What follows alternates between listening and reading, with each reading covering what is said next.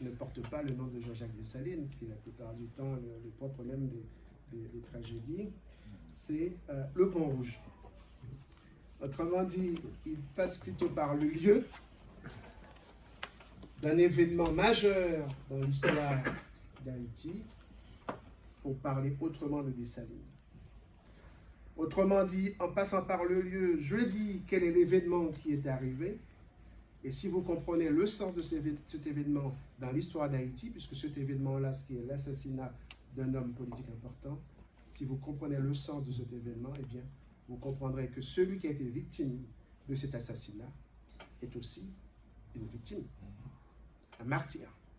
C'est en ce sens qu'on a affaire à une tragédie, à un théâtre politique, c'est-à-dire que Jean Métellus nous parle que de personnages importants, des personnages en lutte contre l'autorité coloniale, des personnages qui sont, je dirais, dans la continuité les uns des autres.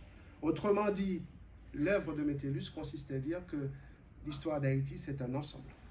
On ne peut pas faire de distinction.